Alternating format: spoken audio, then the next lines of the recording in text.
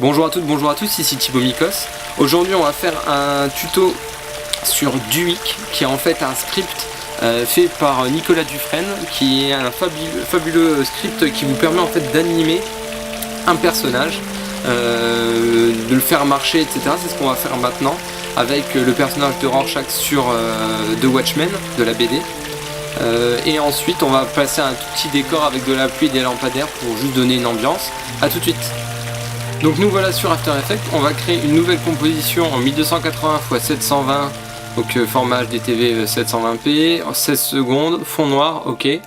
On fait directement un solide noir en fond, pour éviter d'avoir des problèmes. Ensuite après, ici on va renommer cette composition, on va l'appeler compo personnage. Non, si, non. Compo décor, qui va être en fait en opposition avec la fameuse compo personnage. Donc on va importer ce fameux personnage. Ici il est là, Rorschach. Je sais, je l'ai mal écrit. Ensuite donc c'est ce personnage là qui paraît l'air d'un joyeux guéluron sur cette photo.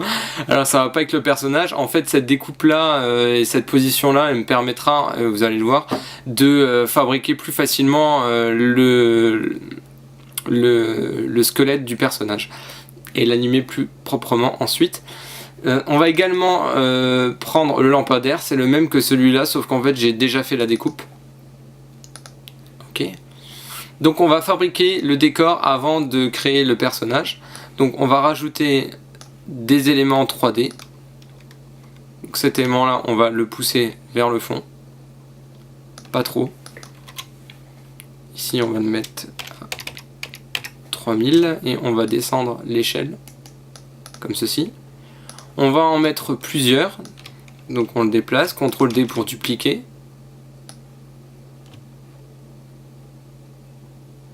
On va pousser comme ceci, on les reprend, on les duplique, on les glisse en dessous et de nouveau on les met à peu près à égale distance. On va directement créer une caméra en 35 mm. La profondeur de champ inactive. Ici on va venir dans transformer pour aller mettre un point clé de base et avec C on va switcher jusqu'à avoir cet outil là et le déplacer. On va zoomer un petit peu, on va avancer jusqu'à on va dire 12 secondes et on va venir aller vers la droite jusqu'ici pour avoir l'avant-dernier lampadaire qui est un peu voilà, aux 3/4. Une fois fait ici, on va faire clic droit, lissage à l'approche pour que le mouvement s'arrête doucement à ce niveau là. Comme ceci. On va fabriquer au sol justement des simulations de lumière qui tomberaient, donc on va aller prendre une texture desaturate PNG, on le descend sous les fameuses plaques, on va lui appliquer directement un ovale en masque en double cliquant dessus. Pardon, il faut le sélectionner comme ceci. On va appuyer sur F pour mettre un flou et on va appuyer 2 fois sur M pour en fait avoir accès justement aux options de masque. Et ici vous avez expansion de masque, on va pouvoir réduire l'expansion pour éviter de voir en fait les bordures que l'on avait, que l'on a toujours ici comme ceci. Alors on va en laisser, pourquoi? Parce qu'en fait ça pourrait simuler un trottoir. Alors ici on va le mettre en l'objet en 3D, on va prendre en position et on va le pousser au fond. Ici on va le placer au même endroit, position on a à moins 3000, enfin on a 3000, donc hop. Là on va pivoter, donc on a le trottoir qui est là ici à droite, donc on va d'abord pivoter en tenant majuscule enfoncé et ensuite on va pivoter, ah j'ai raté un angle.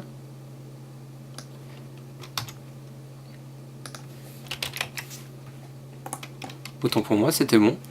On va aller dans position et on va le placer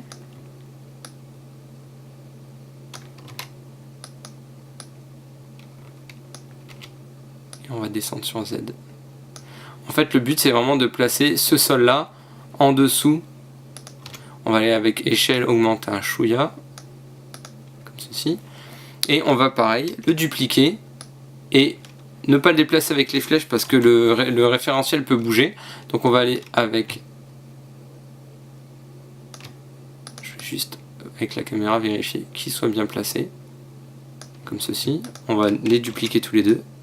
Et pareil, les pousser vers la droite pour se placer sous les autres. Avec majuscule enfoncée pour aller plus vite. Comme ceci. Ensuite, on va faire coordonner des lumières à ces ensembles. On va créer une lumière. Cette lumière-là, justement, on va la ramener à 3000. On va la ramener un peu vers nous.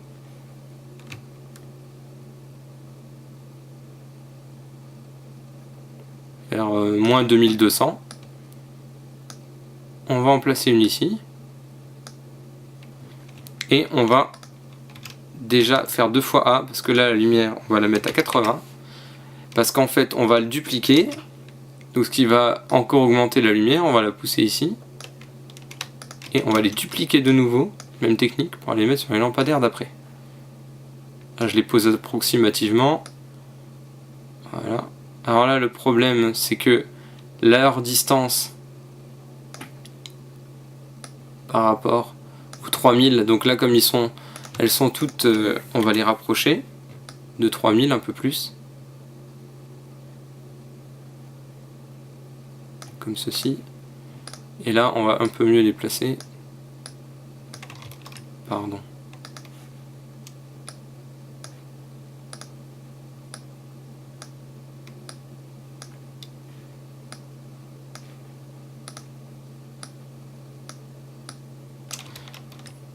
Ces lumières de toute façon ne seront pas visibles directement de toute façon, puisqu'au rendu elles disparaîtront et on gardera que leur luminosité. Par dessus on va créer notre mur de pluie. On va créer un solide que l'on va renommer, allez, pluie. On va le faire à la française. Ok. Et par dessus on va appliquer l'effet simulation CC Rain. Et là on a une pluie qui est permanente mais qui n'est pas transparente. Donc on va mettre en addition.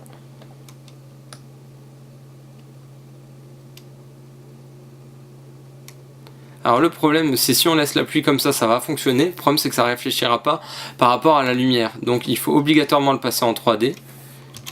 Quitte à le faire venir justement à 3000, augmenter la taille.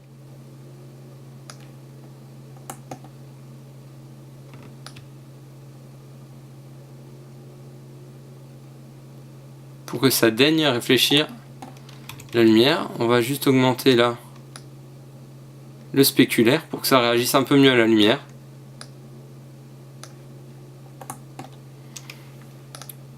On va dupliquer ce calque là et le déplacer en bordure de l'autre et rebelote vers la droite. Je sauvegarde. Pour que l'on démarre, on ait la pluie.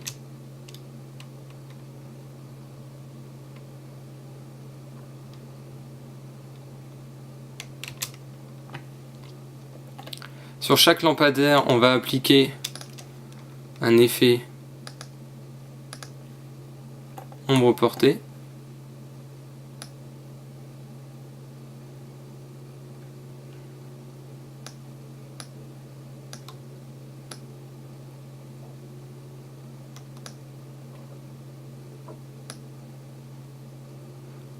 Le problème,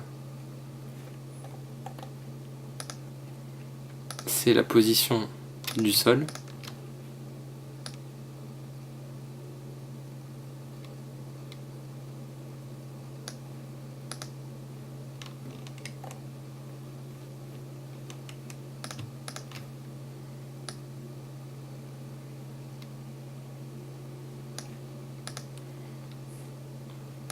on va prendre l'effet de l'ombre portée ici et on va le coller sur toutes les autres.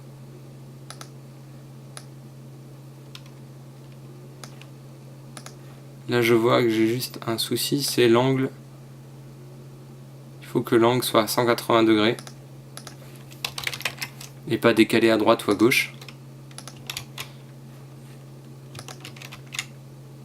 Comme ceci. Je l'ai recollé donc sur toutes les autres.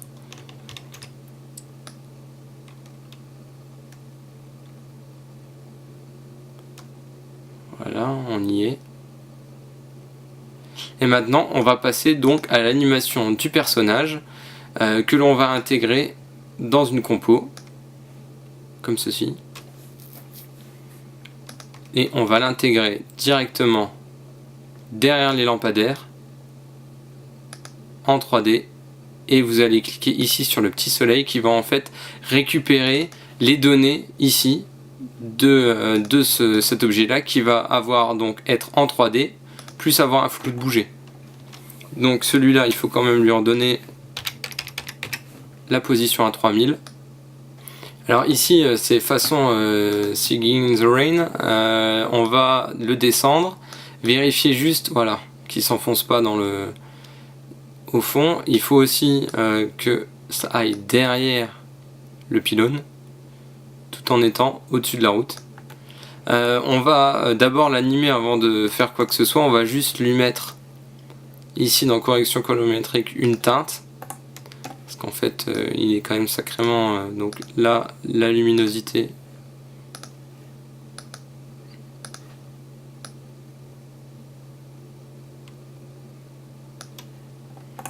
comme ceci. D'abord on va animer sa manière de marcher et ensuite on va s'amuser à l'animer lui sur la longueur. Donc ici on est sur un personnage fixe et on va appliquer justement un superbe script qui est en fait le script Duik trouvable donc sur internet. On va y aller, vous tapez Duik sur Google.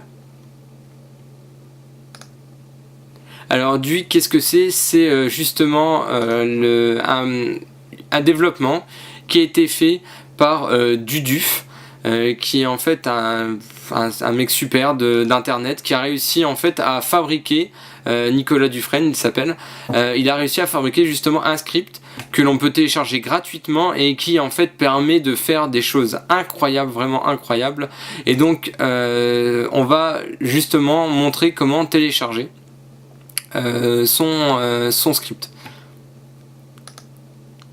Vous allez donc ici là dans duduf.com ressources /duik/index.html. Vous avez ici la version actuelle. Vous pouvez, voilà, c'est gratuit, vous pouvez donner de l'argent si vous voulez.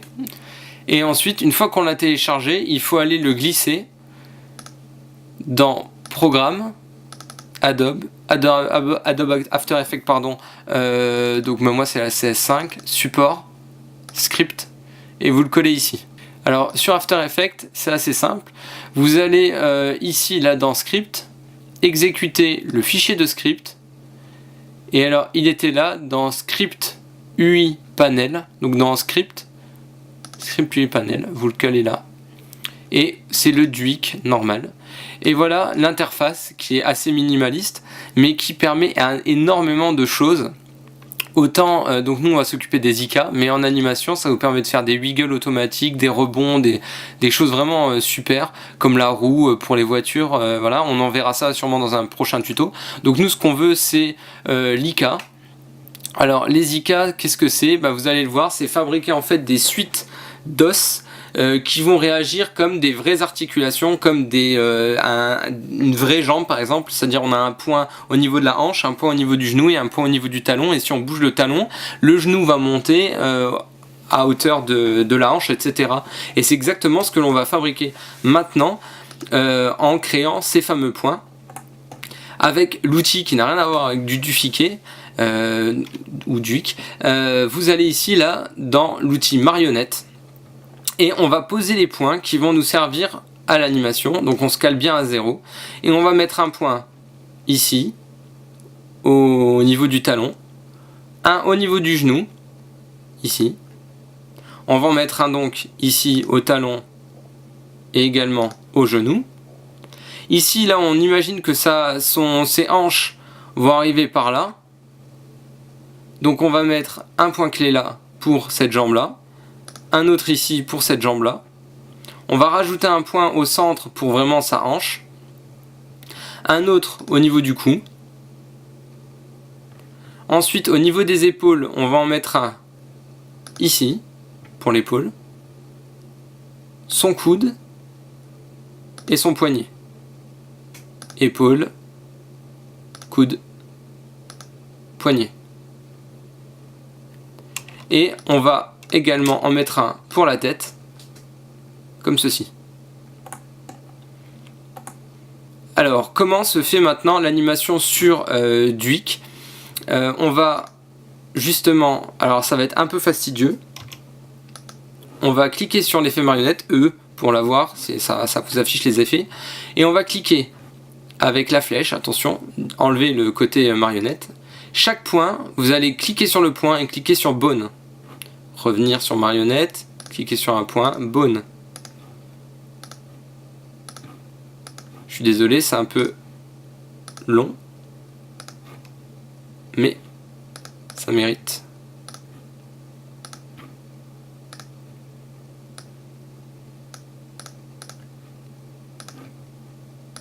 Vous pouvez le faire dans le désordre, il n'y a aucun souci.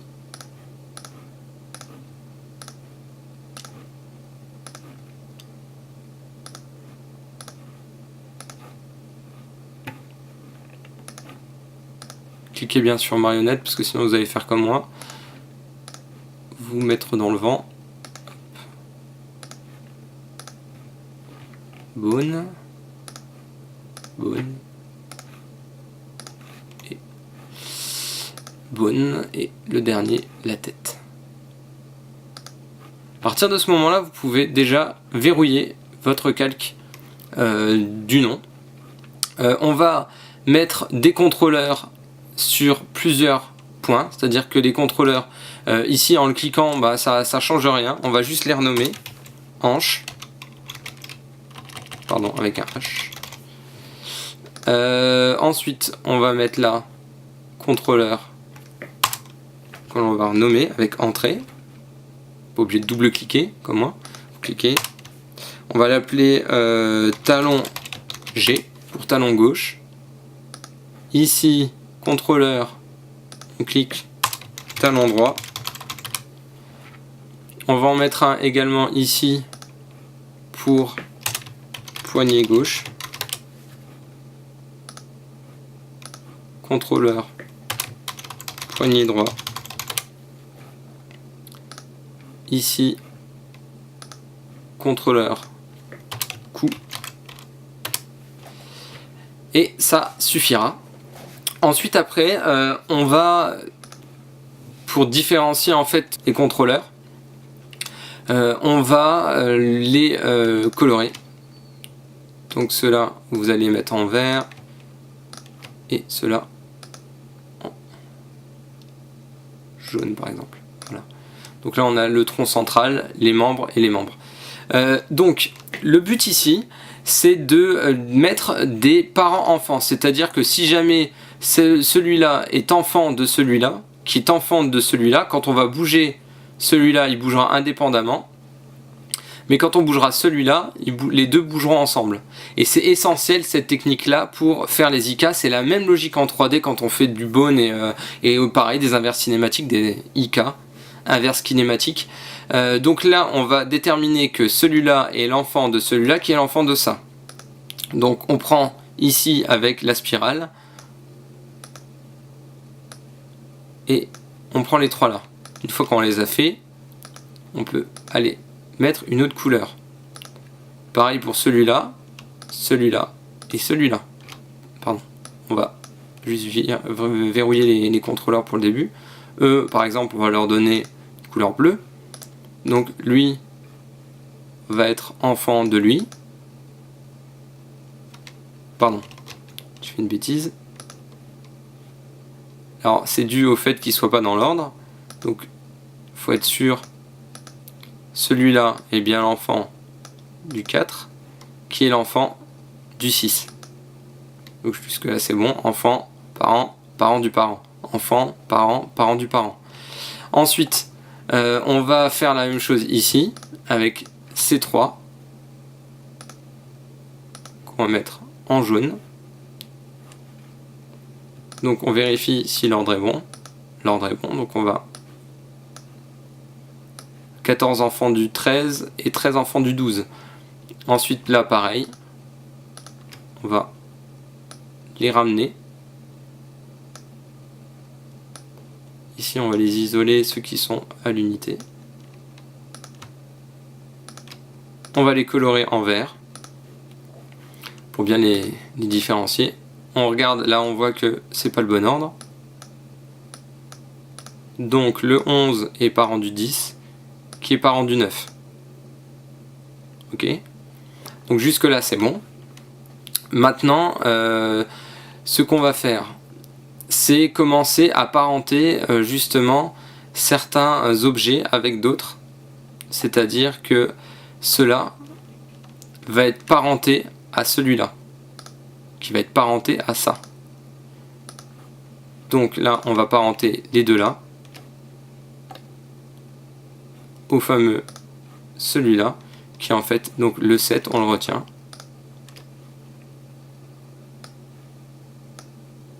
Au 7. Le 8, c'est le coup qui va être lui parenté au 7 également. Comme ça, si on bouge le 7, tout bouge avec. CTRL Z. Et maintenant, on va lier justement le 7 à ce contrôleur-là, qui pour l'instant, il est verrouillé. Donc le 7, on le lie au contrôleur hanche, de manière à ce que quand le contrôleur hanche bouge, tout bouge. Donc ça, c'est parfait. Et quant à ce contrôleur là, en fait celui-là, on va pas le mettre par rapport au 7, mais par rapport à celui-là. Donc le 8, il va être par rapport au coup, et le coup, lui, va être parent du 7. C'est-à-dire que si on bouge ça, ça bouge tout. Si on bouge ça, ça ne bouge que le coup. Et on va directement lier. Là par contre, on va devoir reverrouiller pour que ces deux épaules là reliées à celui-là qui est le 8. Donc on prend les deux là et on relie au 8 pour que si jamais on bouge le 8, les épaules bougent avec. Et maintenant on va lancer justement les inverses cinématiques.